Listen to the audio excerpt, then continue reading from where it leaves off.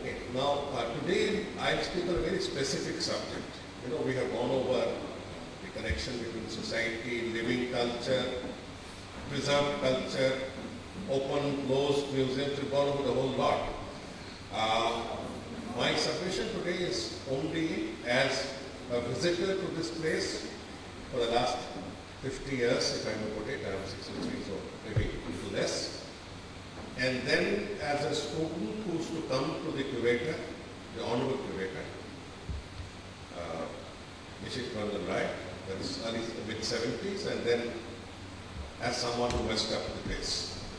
Now, I have this same question that all of us keep asking. Why do we waste our museum collections? Why do we waste opportunities? I'll put it like this. Let's go over. India has the world's richest collection. I mean, there's no doubt about it, because we have compared it, there's no hyperbole about it. From the 3rd millennium BCE, when you talk of richness, but what the hell, where do we posit 3rd millennium BCE? It's as old as the old kingdom of Egypt, that's as old as that, and Sumer, Mesopotamia. So China would be coming a little later, 1500 BC. So we have a 1500 year lead over them. That's the only thing we have a lead other than the Nobel Prize. We got it about 99 years ahead of them. Okay. And pre-Greek, European civilization starts with Greece, Mycenaean. So that puts where we are in terms of collection civilization. But let me go over quite a few, just a few iconic pieces. This is Buddha's relic, 3rd century BC, not on display, very fragile. It's a replica that we display, but this is there. Any of the Buddhist countries would give their right arm to get this. We have an Indian museum, the Gandhara Buddha, 3rd century BC, Greek style, among the earliest, because it started about 400 years before. We have, just a few collections, just to keep your mind off from very serious stuff. Remains of Harut. It's entirely uprooted in the true European style. When you saw the Pergamon, we completely uprooted the whole thing without any thought of what it would look like, and transported it to some other museum. The Elgin marbles, this was done in the true style. But let's be honest, it helped us several generations of students to understand without taking the trouble to go to work. Unique walk through history, outstanding details. Try to take a second look at it if you can. You have seen it in the past. Go and study it once again if you have some time. 2 hours is all you need to renew your contact with your own civilization. Then I'm talking the dancing girl of Mohenjo-daro. This is in the 5th century BC. Actually, I would put it a little earlier, but that's what they say. This is the last stage of Mohenjo-daro. It's the oldest, one of the oldest artifacts we have. Then we go on to the National Museum, Harappan pot, 2nd century, among the oldest places. Each symbol out there, it didn't come out very well, has a cultural meaning. Each one can be a magnificent exhibition in its own right. This is Ganga on Makara. Makara is like crocodile.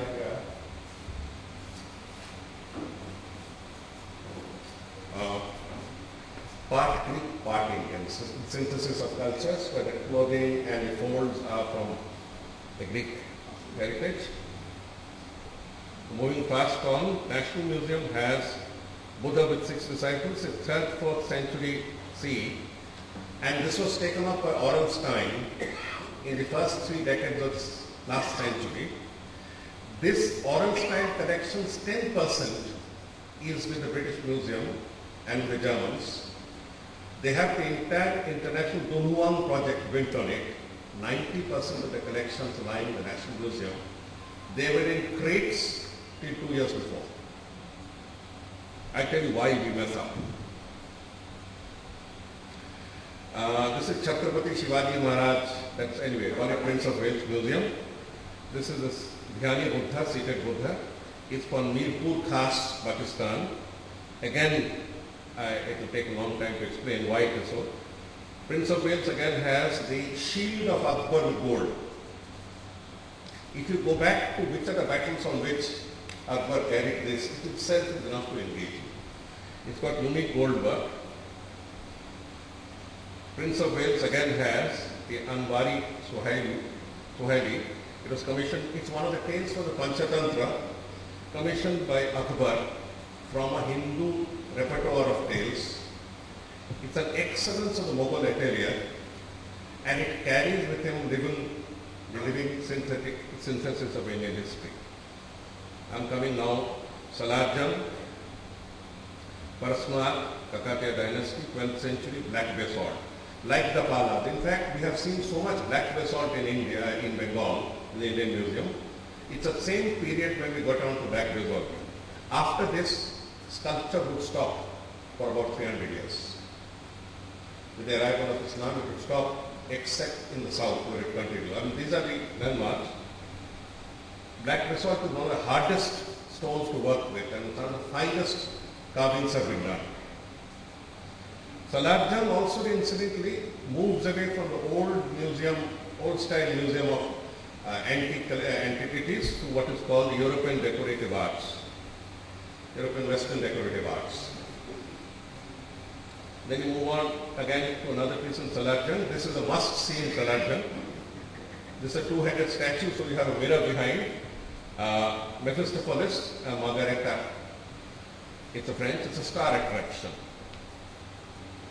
One side you have the devil, and the other side, this is the torment of Dr. Faust, with the girl who teased him and the devil who tormented him. Salarjung also has a veiled Rebecca. If you have seen it, you will see the finest. I still can't understand how they did it. How can you have a veil of stone? 19th century, it's a very delicate veil. Each piece, this is Victorian Memorials. I would rate it one of the finest collections. Majma al-Bahrain, that is the confluence of two oceans or two seas. Darashiko, 1615 C. It's a piece on this similarity between Sufism and Vedanta. Symbol of plurality. The net result is Darashiko would lose the throne. But this carries a tale. This is Bharat Mata, again one of the prized collections of Victoria Memorial, Avanindranath, 1905, as Lakshmi, the first symbolization, personifications of Mother India. Nargis would take over after this. And then Indira Gandhi, I think. Anyway. So this is a treaty between Mirzapur and the British, works of Jamini Roy. I'm just mentioning this. Now, how are treasures acquired? Point one. Theft. This is a very interesting book. Try to read it up if you can. Jacqueline Yallop, Magpie, Squirrels and Thieves. Magpie is a bird that invariably steals anything within a sight. Squirrels have this awful habit of picking up small artifacts and taking it to their homes. And thieves are thieves. How Victorians collected the world. It's a strong indictment, but let me be frank, even if you go through it, no. Theft is only one of the methods. Theft is a rather harsh indictment. It's built by passion and a sense of history. That's all. Right now, as I'm talking to you, there are scholars from certain European and American countries who are moving around the old shops, musical instrument shops, and picking up the last specimens. They're open for you. You could have picked it up. Tagore's Gitanjali's manuscript was open for about 60 years. Harvard picked it up. You didn't pick it up. Why is it that, so instead of getting, how much do we show? Next question. These are one of the small advantages I have of being in that museum items in thousands. The Indian Museum has 1,08,000. We show 6%. National has 2,08,000, 200,000. They show 21%. Salarjung has 46,000 items. They show 30%. VMH Victoria Memorial Hall has 28,000, they show 10%. Allahabad Museum has 72,000, they show 25%. Prince of Wales or Chhatrapati Shivaji Maharaj has 60,000, they show 15%. I guess this will tell you the story. Now this is not a story which is particular to India. It's there in many parts of the world, except that 6% is an awful figure. It's a terrible figure. It has to be more. And then do we circulate the exhibits? The answer is almost no. So we get stagnated at that figure, and the treasures of the nation are withheld from it because of the system. Now what is the system all about? But why is it so? Cultural issues, rule-bound, financial constraints, space constraints, expertise, inventory, leadership. I've gone over every possible question that was thrown at me, and I left the task incomplete, unsuccessful, hoping that there are others who can take over. Cultural issues. This is one issue we never pondered. Never. Indian culture is against preservation. Everything has a life. After that, it is consigned to the flames or immersed. Think about it. It is thrown away. The moment a person dies, his personal artifacts are given off elsewhere. We don't keep impure things in the house. Islamic rule, we don't keep impure things. That is the genetic mindset. That we have that mentality running behind us. So we are not prolific collectors. Islamic rule brought in the Tosha Khana, but that was more of palace collections than of museums. British imported the idea of museums. 1784 Asiatic Society, 1814 the Indian Museum, William Jones. So my first submission is that there is a cultural mindset that is working against preservation. But then 200 years of British rule should have rectified or should have, let us say, offset some of the cultural rule bound. Most large museums are central and state government, terribly bound by rules. I can't help it. The best of curators, best of directors, I praise Jawhar, one of them, not because he's sitting in front of me, but they would always suffer from this terror of CBI, CBC, CAG. Once you are stung, you are finished. Therefore, there are people like him, before him, who would not do a single thing, because if you don't do anything, you don't do anything wrong. Then comes the ministry's dictats. Every undersecretary thinks he knows the subject. Procedures and precedents matter most. Performance provokes jealousy. Anybody who has performed knows that he provokes jealousy. Expansion projects take up to 20 years, maybe 30. The National Museum's expansion project is now 21 years old. Victoria Memorial's NXC is around, I joined the Victoria Memorial Board in 2002. We started then, or before that. So it's about 13 years old now. Even bulbs and galleries. Now these guys have got the special lighting. Before this, if you wanted to change the bulbs and galleries, they give you halogen. Halogen will eat up all the paintings. I mean, it's bizarre, the mind. Yet, because of the government control, the first line, financial concerns. Yes, both yes and no. Normally the finance is very restricted, but then Mr. Gopal Gandhi's period, we could talk to the Prime Minister and get about 25-30 crores each. They were returned because the recipient directors, I'll put it bluntly, didn't want any trouble. Consumption capacity is also limited. The capacity to consume, suddenly persons whom you give 5 to 10 crores per year, if you give them 30 crores, they don't know how to handle it.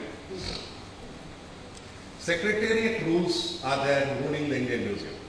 It's as if it's a 10 to 5 secretariat that actually works on 11 to 4 mode. This is a 24 into 7 institution, where unless somebody goes and checks the air conditioning at night, you don't know where you're landing.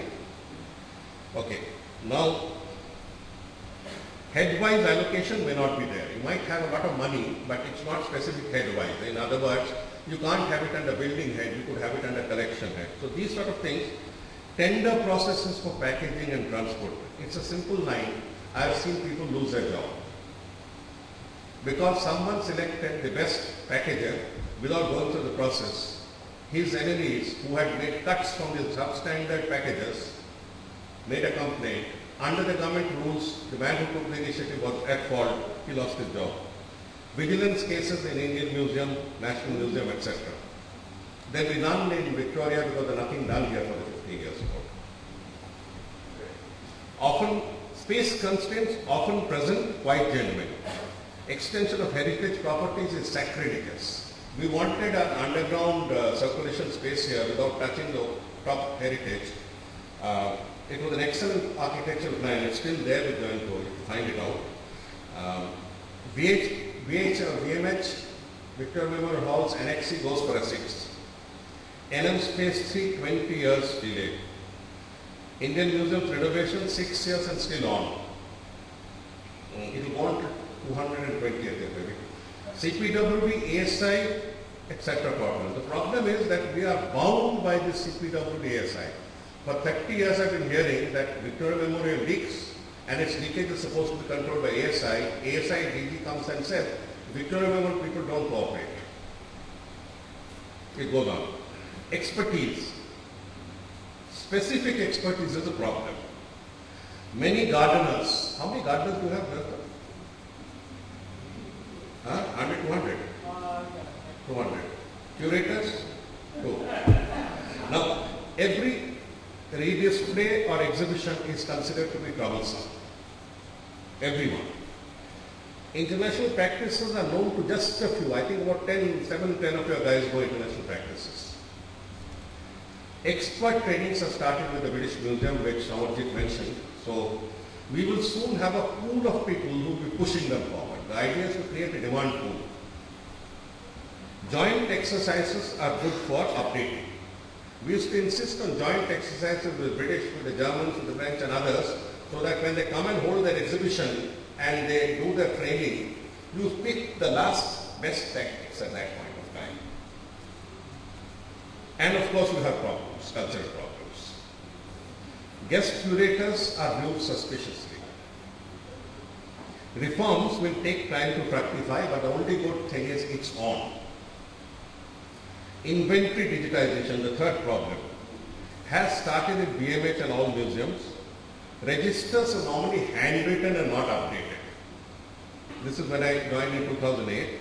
Digitization is finally on, thank God. Each museum will take its own time. You will take, I think, 2 years. 2 years. National Museum may take another 3 years. But then to get it in the public domain, that is, tag them along with photographs and put them out for display, may take another 3 years. But it's on. Registers and physical verification. You know, the National Museum is such an obnoxious place at times. When somebody made overcharge, retired in a particular gallery, I asked them how long will it take to take over charge? They said 7 years. I said, what happens if the person dies? They won't die. No, in other world museums, the collection belongs to the registrar. And you simply take over because you have electronic radio frequency RFS systems. Now, open access digital database with metadata. This is what we want. Solution in 2 to 3 years, most probably. E-registers, RFS, to track movements. It's like libraries we have. When you move a book from a place to place, you don't need to sign a register. It's picked up on the sensor. Now, thank God we could all get them on Jatan. I think all of you are working on that one software. That took 2 years of discussion. But you see, this extra caution hasn't stopped theft, only hinders genuine display. Leadership, acute problem all over. Professional museologists are very few professional museologists. Museology was valued low. What happened is when culture and education got separated, education went up like a rocket and professors' salaries and scales and other emoluments started jumping up. which is a very good thing to have happened in the society. But where supporting services like library, archivists, conservators, museums are concerned, they started taking a dip. I said, yeah, so it was, but what about advanced studies like JNU's A&A? A&A means art and aesthetics, head place. That's meant for Christians and softies. Who's going to come to museums from here? One guy will come back and do a body in Indian art and then go back. It's not meant for them. Bureaucrats fill in the gap. Often reluctantly and mostly part-time. Along with 3 other duties, if he's made a museum director, he just signs the vouchers. So, rare exceptions can do wonders. I know of at least one bureaucrat who's done wonders. Venu Arun, Venu in National Museum, in 1 year has changed the face of it. He's one of the most attacked bureaucrats in Delhi. Academicians fill in the gap, but they will still need specialization. I know of academicians who work for 18 years without learning specialization. Exposure and most aptitude. Visionaries. Now, this is one. Let's look at the other museums to start with. Hans Sloane, 1753 when the British Museum starts. Franks of the British Museum. Joseph Henry, Smithsonian. Wallich, the guy who built the Indian Museum, 1814. Grace Morley, she was invited by Pandit Nehru to take over the National Museum. When I wanted a foreigner to take over the National Museum, I had parliament questions. Saying, L.P. Sihari, he was brought in from New York in the National Museum. Rakhaldas Banerjee, very few people know, R.D. Banerjee was actually a curator in Chhatrapati Shivaji, Prince of Wales Museum. Sihari got into trouble. He challenged the system. Stimulus and rewards. Recognition does wonders. Recognition for good things, Soumitra, this is for you. Especially because it's very easy to criticize the state of affairs because a boat can only be at the level of the water. A boat can't be a rocket, no? It can't be a hovercraft. It can be only at the level of the water around. So recognition does wonders. Public criticism demoralizes. I have found the best of people saying that go to hell. If that's so much, it's very easy. So the power of the pen may kindly be noted. Friends of the museum. We need real well-wishers. We don't need money workers. I'm putting it bluntly. We don't need money workers. We need morning talkers. We need real well-wishers who are involved in the museum, not talkers. I must actually start censoring my own words. Museums exhibit tangible heritage, but what is required is what Stefan said, what others said, what Samarjit said. Intangibles, performances, festivals, involvement, reach out. So I remember you had organized this Calcutta School of Music here. So under the dome is a wide space that can and should be used. I mean, Victoria Memorial has been doing a lot. Prince of Wales has been doing a lot. National Museum yet nil. Indian Museum some. Junior officials need recognition too. That way you can convert walking baubles to heroes. I know quite a few examples. That's another psychological treatment. Narratives and stories. History at the end of the day is just a bouquet of stories. Henry Ford had called it, history is a pack of lines that we have all agreed upon. If you don't need to be so harsh about history, but history is basically the story. Story matters more than history. Let's not forget this part of how to hold public interest. Every item carries a tale. Now I have shown you some broken shards. The moment you enter a museum, you see this broken pottery, which reminds you of broken teacups or chai holders. What does it mean? Broken pottery matters or means that the makers of this pottery at a time when human mortality was going at negative rates. Why? Because they had taken to meat first and all types of vegetables, and fire could only treat the outer surface. The inner bacteria, E. coli, Salmonella, B. coli, was not known. So anybody who partook of these things, this is before agriculture would come in, the chances of survival were 50-50. People lived up to 16, 17 years, somehow produced one and died. The moment you had pottery and started boiling water, the mortality, the rates of survival went up. So anyone who, the people who boiled water, people whose pottery were found in different places are our ancestors. Remember, for you to survive here today, you must have a continuous living ancestor. Those who died without issue are finished. They were killed by our ancestors or survivors. They killed bacteria by boiling food. Very simple technology. We are alive today because they survived. This little pottery has this tale. That's all. How many people go on to mention this tale? The children, when they come and look at the little broken pottery, they go past it, look for colored pictures. We need to have a little color display. We mentioned the story of people coming, boiling, dying before and after. It can be an animated one also. Taking exhibitions abroad, connecting, very troublesome and cumbersome. Private museums manage, but government museums falter.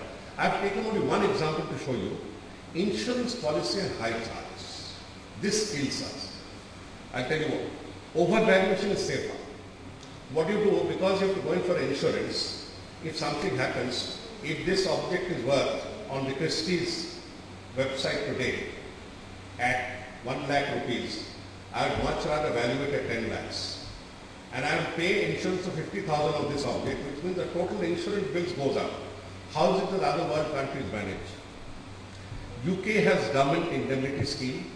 You don't pay insurance. There's an indemnity bond that's signed. You take it out without costs. USA has National Endowment for the Arts. The last 7 years I'm saying India has to change. We can't go on afford to go on paying so much. Just an example. Now let us begin with single item exhibitions. British Museum's Silas cylinder, the one that you see there is a Silas cylinder that was brought into Prince of Wales, a single item, just a single item. The Rosetta Stone, for instance, would never be allowed to be taken out. Even a piece from Amravati, anything, it depends on what museum we are talking about. As I mentioned, Darashikos. Chhatrapati Shivaji Museum has started the Mewar Ramayan Balkand. It's one lovely project. You know what happened? Around the 17th, 18th century, in the Mewar region, the Ramayan was being written in a particular style, and then the fragments got lost. These fragments or manuscripts are bought by different countries, including many in the West. The whole tale has been documented, and the best illustrated portions digitized in the same format and visually paired. It's called a visual unification. This visual unification, so they are doing the Balkand of Ramayana on a single item. It's a great visual unification. You don't need to hold it and handle it. It's not like a piece of potato that you're buying in the market, a tomato, that you need to press. National Museum could plan, for instance, the Mohenjo-daro dancing girl. Victoria could think of Darashiko and the theme of India's plurality. No problem is insurmountable. This is my closing statement. It's a question of challenge and response. You go against your cultural diktats of not tampering. Solution. Well, there are no hard and fast solutions, otherwise I would have solved it and gone. One is to mandate each senior official with redoing 2 galleries per annum. For 7 years I heard stories of why the National Museum galleries could not be opened. In 2 years, venue has opened 2, 3 is opening 3 more. So it can't be done. There's a CBI case, you take the photographs, remove that furniture, take it somewhere else and keep it for CBI to come after 20 years. The gallery space is open now. You don't need to act like frightened chicken. Holding 4 exhibitions per annum. I mean, that's a high order, but holding means whether curating or thematic unity or finding out. You see, once you start curating, you don't rest. you know that you don't have all the perfect pieces. So you need to take a loan from here, you need to find out the missing part there. It's like a jigsaw puzzle. Inviting two to each museum has to be mandated to invite 2 to 4 exhibitions of world-class standards per annum, ensuring round-the-clock conversations, connections and conversations with the people. What it means, why you go past it, what does a thematic involve private expertise. Now, supposing he has made a display of the animals as depicted in the company art school all around. Can you see? Can you see all around? Now, this one is a subject that Venugopal of Indian Museum has worked on. He worked on this theme. You could invite Venugopal, for instance, to work only on the animals of India as they were given. The Company School of Art has beautiful illustrations of the professions. Each profession has been wonderfully painted up. Now, what's so great about the Company School? Let me tell you why I insist on this. Photography starts in around 1844 or something. By the time photography comes to India on a mass scale, beyond royalty, it's around 1880. 1878, 1875. Between 75 and 1904, whatever we have of unique value has been taken away by the British Library from the ASI stocks. Only private collections are there. So how do we see how we look like at that period? How do we see? The only way we can go back is to go back to these lifelike color photographs. These are almost like color photographs that were taken. These started around the middle of the 18th century, around 1740, 50. And there is an amalgamation visual unification project of which Jawhar Museum is also very much a part. It's a Victoria Memorial, the Prince of Wales, Delhi NGMA, and some other museums. Lahore has a collection which you can't reach. The British Museum, the British Library, and the V&A. All of them put together, if you can get these pictures in the same digital form, you could see 22 views of Taj Mahal, starting from the time when a spire was broken, starting from a time when you have a shoot coming out from the dome. I have seen it. Starting from a time when Taj Mahal's cupola or dome was completely blackened with vegetable cover.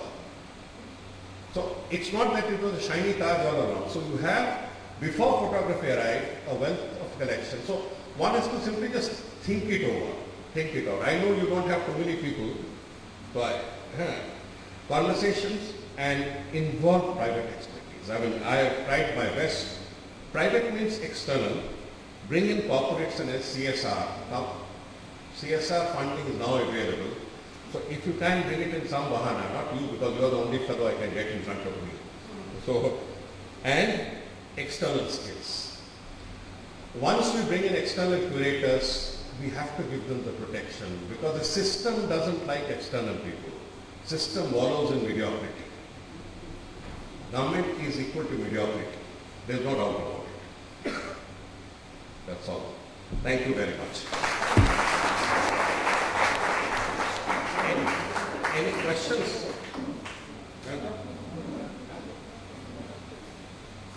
Any questions? Short ones. It's already very late. No. Unquestioned acceptance. Your advice is a lot of should there also be certain portions for animals which also exhibit, it's not the actual, the sculptures and things, but photographically involving animals for food and fiesta, attract more people? Food. See, you take open spaces are always there. I mean, once we go, ASI refused to move out of the premises next to the National Museum. Now, ASI's building is being made. I think it will be made in about another CPWD speed maybe another 4 years. After that, once we move, we start work on the National. Right now, the National Museum, for instance, is so cramped that you can't have anything there. But the NGMA, National Gallery of Modern Art, behind that is an open quadrangle which is used very frequently. But India, we have a problem. There are only 4 good ones. 4 good ones for outdoor programs. It's not like many other countries. Thank you, sir. It is for open space museum and on a wheel museum in our country. We have tried taking museum out to people. There are many objects that are not classified. So, I mean, many objects that are not so very troublesome. Replicas go. It's very easy to make a replica nowadays. And taking objects out of the museum is not a very big deal, especially in one like a decorative museum or late 19th century like his. But doing functions within the museum would depend upon the space available. He is bestowed with space. His eastern side, his western side is bestowed with space. But after September, after all.